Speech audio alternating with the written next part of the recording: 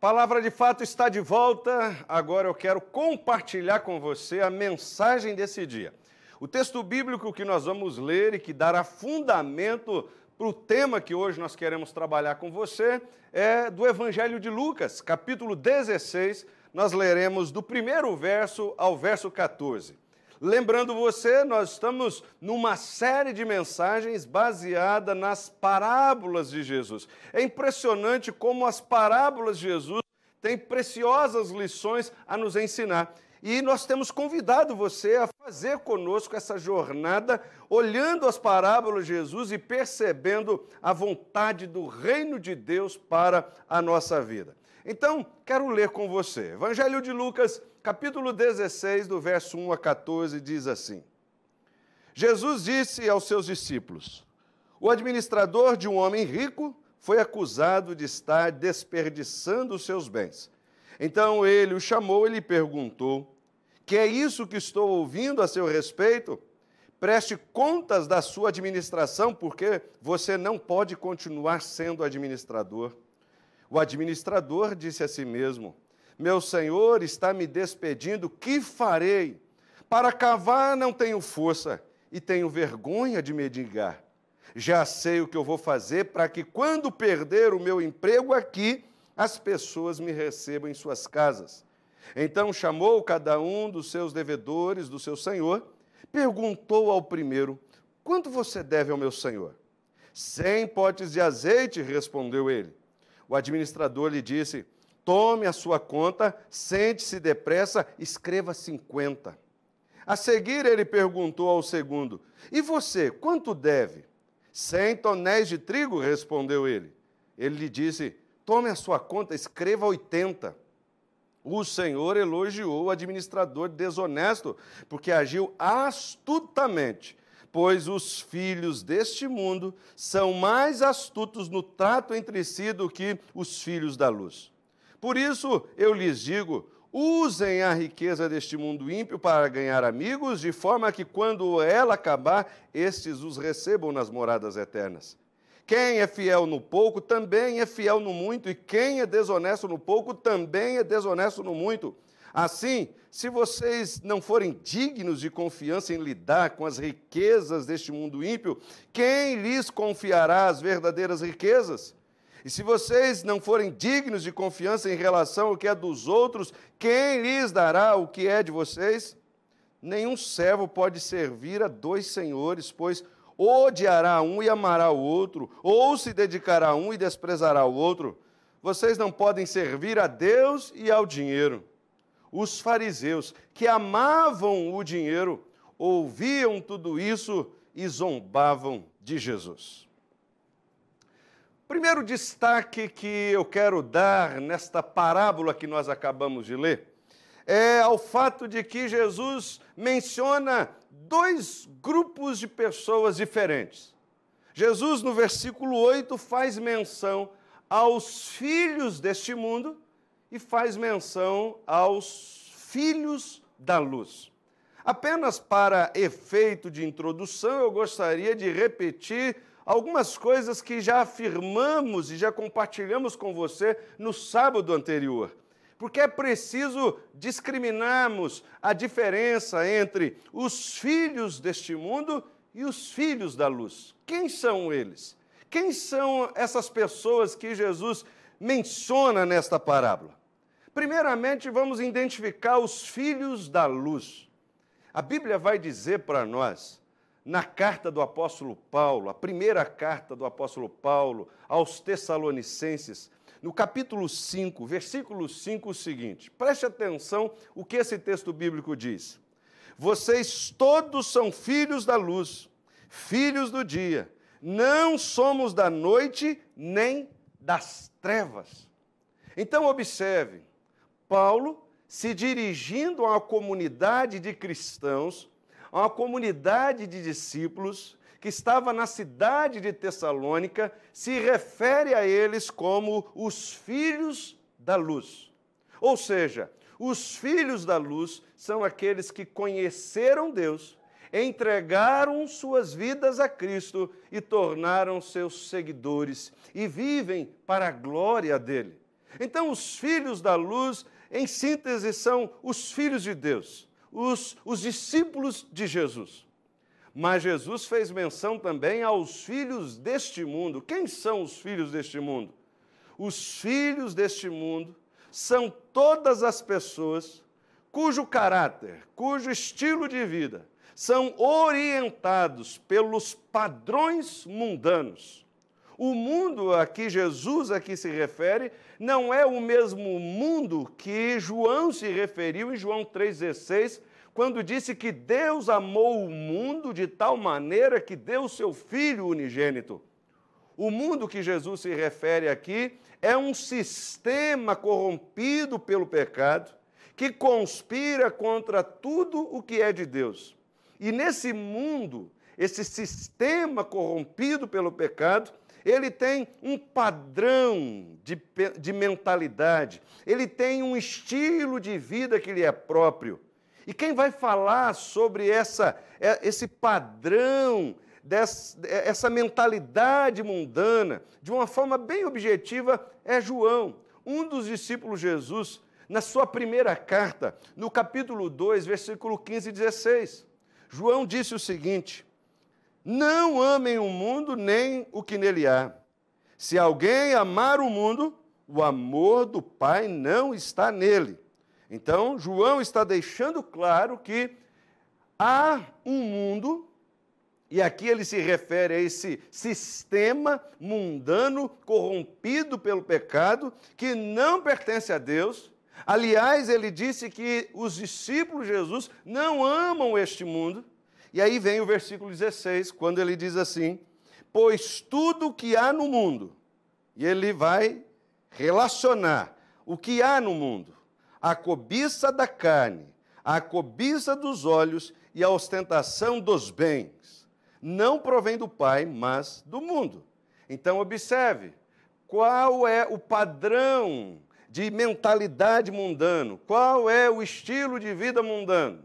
Ele diz, primeiro, a cobiça da carne.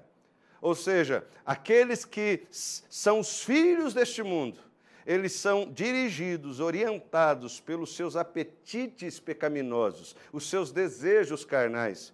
Também a cobiça dos olhos, ou seja, eles desejam o que veem, eles são seduzidos por aquilo que enxergam. Suas decisões não são tomadas com base na razão e no bom senso e na sabedoria, mas é por aquilo que desejam.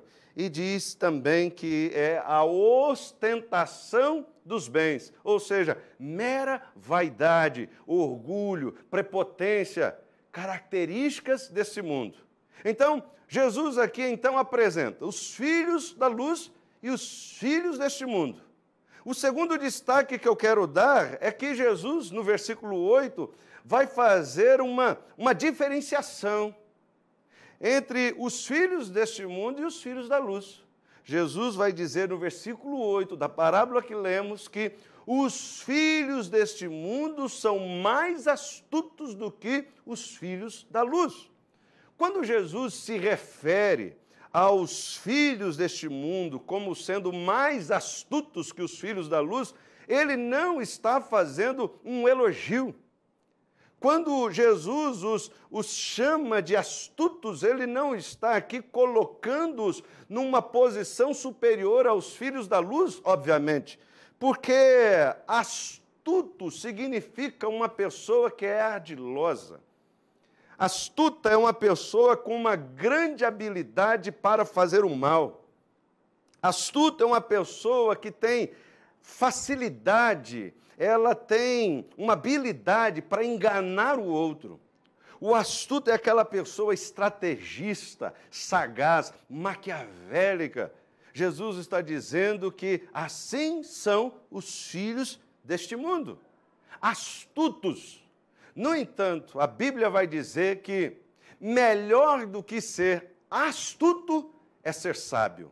E aqui está uma grande diferença entre os filhos deste mundo e os filhos da luz. Os discípulos de Jesus, os que temem a Deus. Os filhos deste mundo, Jesus diz, eles são mais astutos.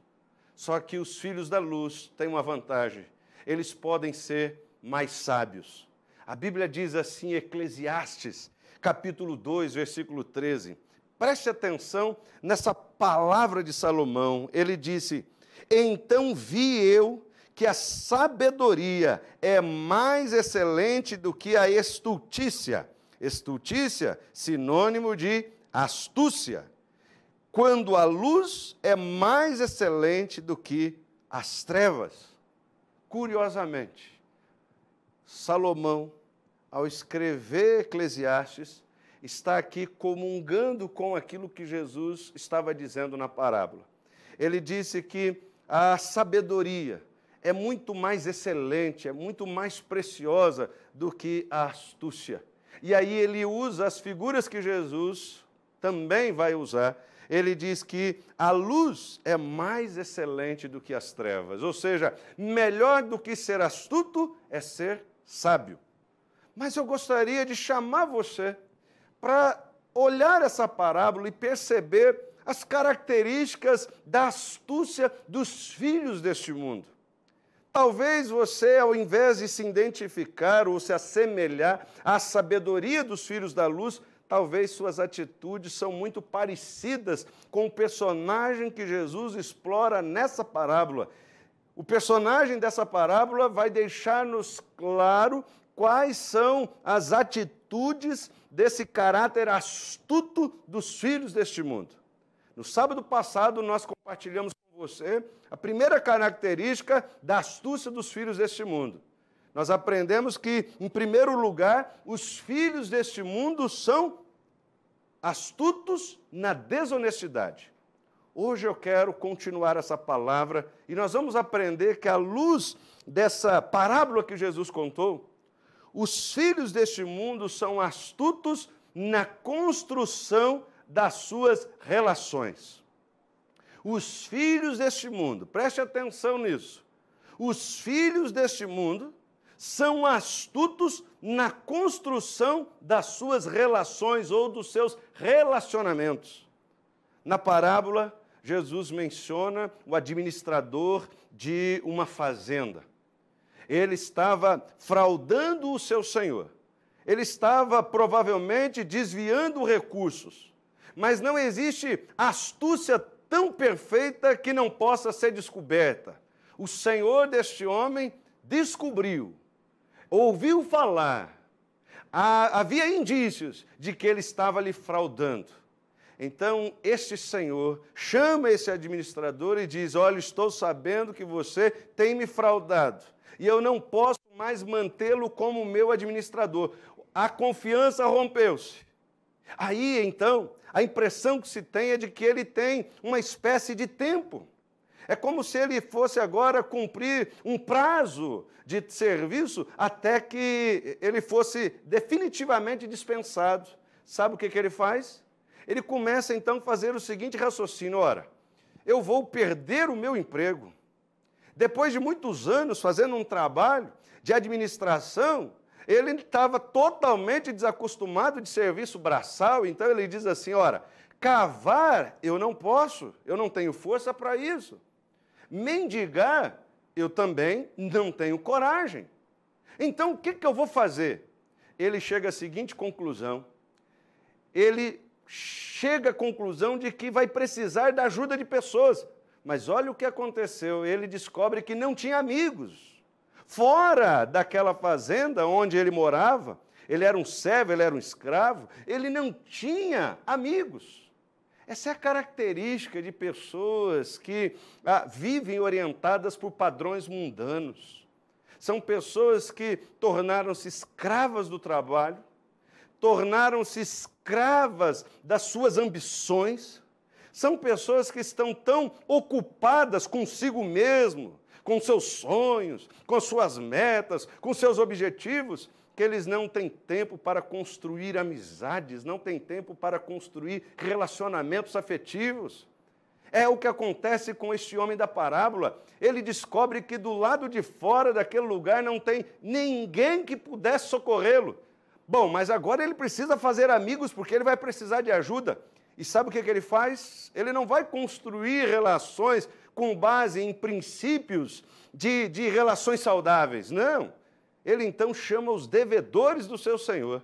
E ele então pergunta para um deles, olha, quanto que você deve para o meu senhor? E aquele devedor diz, olha, eu devo uma quantidade X de trigo. Ele falou, não, então diminui o valor aí que você deve. Você deve 100, coloca aí, deve 50. Nas entrelinhas, é mais ou menos assim, olha, estou te fazendo um favor, você me deve essa, viu? Tá bom? Ah, que bom, você está sendo bacana comigo. Chamou um outro devedor e disse, olha, quanto é que você deve para o meu senhor? Olha, estou devendo aqui uns 80 galões de azeite. Ah, 80 é muito, né? Então anota aí, ó, você deve só 40, tá? Então ele está dizendo o seguinte, olha, estou quebrando essa sua, estou te ajudando, estou te fazendo um favor, estou te dando estou aumentando o seu lucro, diminuindo aqui a sua dívida, mais ou menos quebrei seu galho, eu vou esperar de você alguma coisa. Veja, os filhos deste mundo, eles são assim.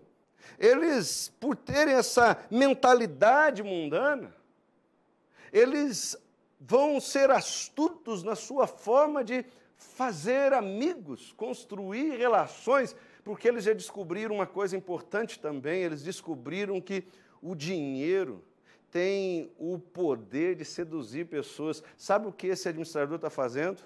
Ele está usando dinheiro que sequer é dele, para comprar amigos. E o que não falta neste mundo são pessoas dispostas a vender a sua amizade por dinheiro. O que nós chamamos de prostitutas sociais. São pessoas que eles vendem o seu companheirismo, eles vendem o seu afeto, eles vendem o seu ouvido, eles vendem o seu tempo para pessoas que têm dinheiro para pagar-lhes uma festa, uma rodada de cerveja, um jantar, um churrasco, pessoas que podem lhes dar algum favor, algum retorno financeiro. E ora, a Bíblia vai dizer que o dinheiro realmente tem esse poder sedutor sobre as pessoas. Provérbios 14, 20, por exemplo, vai dizer o seguinte: os pobres são evitados até por seus vizinhos. Ou seja, por que o pobre é evitado até pelo vizinho? Porque ele não tem dinheiro, ele não tem o elemento sedutor de pessoas. E o provérbio continua dizendo, mas os amigos dos ricos são muitos. E não é assim na nossa sociedade? Não é assim que acontece todos os dias, conforme observamos? Os amigos dos ricos são muitos. Olha o que diz Provérbios 19, versículo 4. A Bíblia diz, a riqueza traz muitos amigos, mas até o amigo do pobre o abandona. Ora, os amigos, os filhos deste mundo, de fato, eles descobriram que eles podem ser astutos na hora de fazer amigos. Basta ter recursos para comprar a amizade, a companhia do outro. Mas como deve ser triste a vida de pessoas que constroem relacionamentos com base no dinheiro. Como deve ser triste a vida de pessoas que, por exemplo, às vezes têm a casa cheia de pessoas. A casa está cheia, mas o coração está vazio de afetividade sincera e verdadeira. Sabe por quê? Porque as pessoas ao entorno de si são interesseiras. Pessoas interesseiras não constroem amizades sinceras e verdadeiras. São parasitas sociais que vão tentar tirar o melhor proveito, mas quando elas perceberem que o que elas tinham para se aproveitar não existe mais, elas vão desaparecer. Deve ser muito triste pessoas que compram amigos, porque às vezes eles olham, a mesa está rodeada de pessoas, porque a comida é farta, mas a alma está carente de amizade verdadeira, está carente de carinho verdadeiro, afeto verdadeiro, porque os que estão à mesa são interesseiros. Então, os filhos deste mundo são astutos, mas lhes falta sabedoria. A sabedoria não se dispõe a comprar relações. Os filhos deste mundo por incrível que pareça, acabam tentando comprar até mesmo as relações dentro de casa através do dinheiro. Quantos maridos querem comprar o afeto da esposa através de ofertas financeiras? Quantos pais estão tentando comprar a admiração dos seus filhos, o respeito dos seus filhos, dando-lhes presentes e mais presentes de forma até estúpida, sem sabedoria? Então, os filhos deste mundo, até dentro de casa, eles usam do dinheiro para construir relações, e não à toa são relações enfraquecidas, são relações vazias de afeto e carinho verdadeiro. Agora, os filhos da luz, porque não são astutos, mas são sábios, eles constroem relações de uma perspectiva diferente. Os filhos deste mundo, eles talvez não vão ter a mesa tão cheia de gente quanto os filhos deste mundo. Os filhos da luz talvez não vão ter a casa tão lotada quanto os filhos deste mundo. Talvez eles tenham poucas pessoas, poucos amigos, mas isso pouco importa, porque eles sabem que aquelas relações, elas não foram compradas, elas foram conquistadas. Aquelas relações foram construídas com base na lealdade, com base no princípio da fidelidade, no carinho sincero, na empatia, no respeito, na transparência, no serviço, no despreendimento, na entrega. Quando você aplica esses princípios num relacionamento, você constrói uma relação. Você não compra uma relação. Você investe num relacionamento. Você não compra um amigo. Portanto, o que você prefere ser? Um filho deste mundo astuto, ou você prefere ser um filho da luz sábio? Eu gostaria de desafiar você e convidar você a ser um filho da luz sábio. Porque lembro você o que Eclesiastes disse.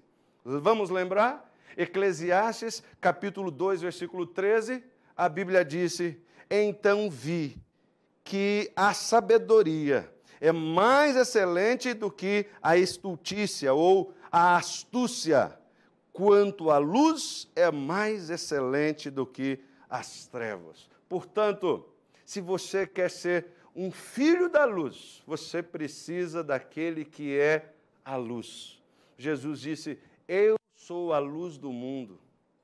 Quem vem a mim, de maneira nenhuma andará em trevas. Se você quer entregar sua vida para Jesus, se você quer abrir o seu coração e convidar Jesus para entrar, se você quer convidar Jesus para ser o Senhor da sua vida, então Ele vai adotá-lo, Ele vai recebê-lo e fazer de você, não um filho deste mundo, vai fazer de você um filho da luz. Você não mais andará em trevas, você andará em luz clara. É para isso que Jesus veio.